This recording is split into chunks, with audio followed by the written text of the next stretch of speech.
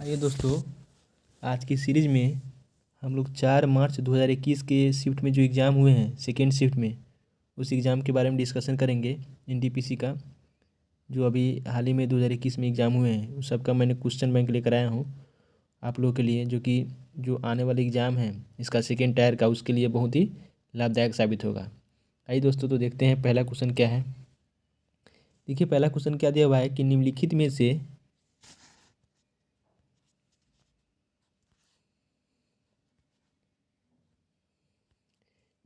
से कौन सा क्षेत्र भारत की जीडीपी में सर्वाधिक योगदान करता है। तो याद रखिएगा, जीडीपी में भारत के सर्वाधिक योगदान जो है वह तृतीय क्षेत्र से आता है। तृतीय क्षेत्र बोला जाता है सेवा क्षेत्र को, ध्यान रखिएगा। तृतीय क्षेत्र जो है वह सेवा क्षेत्र को बोला जाता है।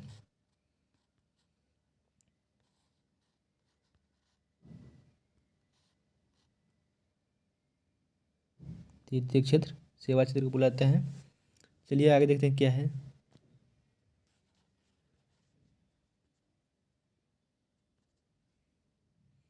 सूर्य का चक्कर लगाने वाले चट्टानों के छोटे छोटे टुकड़ों को क्या कहा जाता है। तो याद रखिएगा, उल्का पिंड कहा जाता है। सूर्य के जो चक्कर लगाते हैं चारों बगल, उस चट्टान के छोटे छोटे टुकड़े रहते हैं, उसको क्या कहते हैं, तो उसको उल्का पिंड कहते हैं। अगला देखिए क्या है। What was the theme of the financial literacy week 2019, यानी कि 2019 के लिए जो है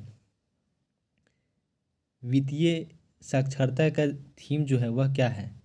तो याद रखिएगा, फार्मर यानी किसान जो है, यह इस बार की जो फाइनेंशियल लिटरेसी वीक 2019 की है वह थीम थी। तो क्या हो जाएगा, किसान हो जाएगा, याद रखिएगा। चलिए आगे देखते हैं क्या है। कांग्रेस के किस अधिवेशन में महात्मा गांधी ने अन्य नेताओं को खिलाफत के साथ साथ स्वराज के समर्थन में असहयोग आंदोलन चलाने के लिए राजी कर लिया था। तो याद रखिएगा, कांग्रेस के कलकत्ता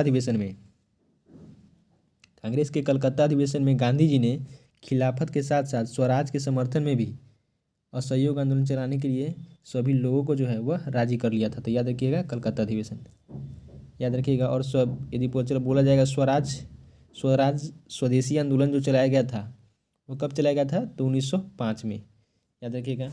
और असहयोग आंदोलन 1920 में चलाया गया था, याद रखिएगा। चलिए आगे देखते हैं क्या है। भारत सरकार के मानव संसाधन विकास मंत्रालय द्वारा तैयार किए गए शिक्षा पोर्टल का नाम क्या है। तो याद रखिएगा, जो शिक्षा पोर्टल मानव संसाधन विकास मंत्रालय द्वारा तैयार किए गए हैं उस शिक्षा पोर्टल का नाम क्या है, साक्षात है, याद रखिएगा। इसका 5 क्या हो जाएगा, सी हो जाएगा। चलिए आगे देखते हैं अगला क्वेश्चन 6 नंबर। भौतिक भूगोल की कौन सी शाखा स्थलाकृतियों, उनकी उत्पत्ति एवं संबंधित प्रक्रियाओं के अध्ययन के लिए समर्पित है। याद रखिएगा, भू आकृति विज्ञान जो है, भू आकृति विज्ञान जिसमें भूगोल की शाखा के अंतर्गत इस विषय में जो है भौतिक स्थलाकृति हो गया, उसकी उत्पत्ति हो गया और उससे संबंधित प्रक्रियाओं को अध्ययन किया जाता है, याद रखिएगा। तो क्या हो जाएगा, भू आकृति विज्ञान। अगला देखिए 7 नंबर क्वेश्चन क्या है कि भारतीय संविधान में शामिल स्वतंत्रता, समानता एवं बंधुत्व का सिद्धांत किस देश के संविधान से लिया गया है। तो सबसे पहले याद रखिएगा, जो ये तीनों शब्द है स्वतंत्रता, समानता एवं बंधुत्व का नारा जो है वह फ्रांस की क्रांति जो हुई थी 1789 ईस्वी में, उसमें यह दिया गया था। तो याद रखिएगा, फ्रांस के संविधान से लिया गया है, आराम से हम इसको कह सकते हैं। चलिए अगला नंबर क्वेश्चन क्या है कि 8 नंबर कि बोला है कि एयर इंडिया के लोगों में इनमें से क्या शामिल है। एयर इंडिया का जो लोगो होता है उसमें क्या चीज़ शामिल है, यही पूछ रहा है। तो याद रखिएगा, एयर इंडिया का जो लोगो होता है उसमें एक उड़ता हुआ हंस होता है, ठीक ना, जिसके अंदर जो है वह कोणार्क चक्र दर्शाया गया है। उड़ता हुआ हंस को जो है एक कोणार्क चक्र जो होता है उसी में दर्शाया गया है। तो ध्यान रखिएगा, यदि पूछा जाए कि एयर इंडिया के लोगो में क्या रहता है, जो कोणार्क चक्र होता है उसमें उड़ता हुआ हंस को दर्शाया गया है, ध्यान रखिएगा। चलिए आगे देखते हैं क्वेश्चन।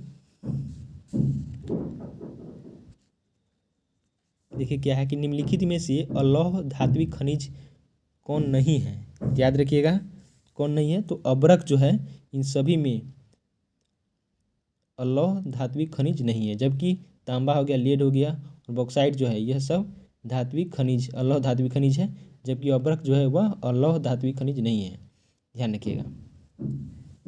चलिए आगे देखते हैं क्या है कि निम्नलिखित में से कौन सा समुद्री ऊर्जा का स्रोत नहीं है।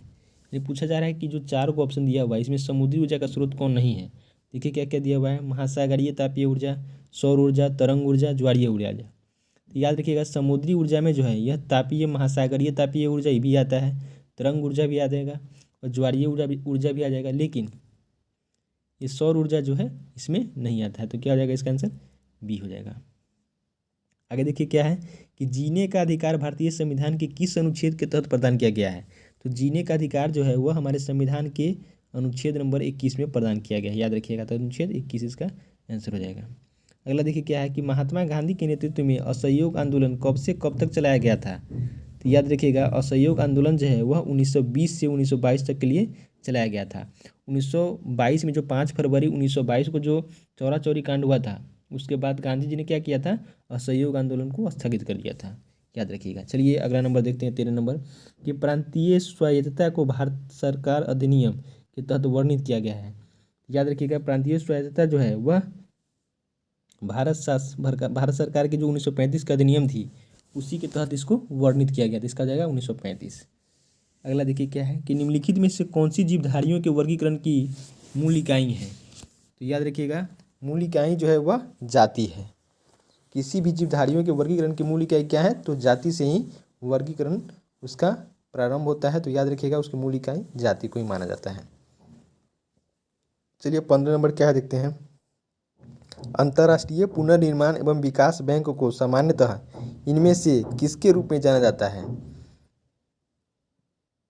देखिए तो अंतर्राष्ट्रीय स्तर पर जो बैंकों के पुनर्निर्माण और विकास के लिए काम करता है उस संस्था का नाम है विश्व बैंक, याद रखिएगा। विश्व बैंक की स्थापना कब हुई थी, याद रखिएगा 1995 में इसकी स्थापना की गई थी। चलिए आगे देखते हैं। सकल राष्ट्रीय उत्पाद से अवमूल्यन घटाने पर प्राप्त राशि को क्या कहा जाता है। तो ध्यान रखिएगा शुद्ध राष्ट्रीय उत्पाद कहा जाता है, इसका हो जाएगा बी हो जाएगा। चलिए आगे देखते हैं कि भारत के किस राष्ट्रपति को मिसाइल मैन के नाम से जाना जाता है। याद रखिएगा डॉक्टर APJ अब्दुल कलाम थे जो 2002 से 2007 तक ले प्रधानमंत्री के पद पे थे। उन्हीं को जो है डॉक्टर APJ अब्दुल कलाम, उन्हीं को मिसाइल मैन के नाम से भी जाना जाता है। तो याद रखिए इसका हो जाएगा क्या, ए ऑप्शन हो जाएगा सही। अगला देखिए क्या है कि शब्द मानसून को शब्द मौसम से लिया गया है जिसका अर्थ मौसम है, ठीक ना। तो ये जो मौसम जो शब्द है वह किस भाषा से लिया गया है, तो याद रखिएगा अरबी भाषा से लिया गया है। याद रखिएगा जो मानसून है जो अरबी भाषा जो है, अरबी भाषा मौसमी जो कि लैटिन भाषा है उससे यह लिया गया है। याद रखिएगा कौन सी, अरबी भाषा से लिया गया है, इसका आंसर हो जाएगा अरबी।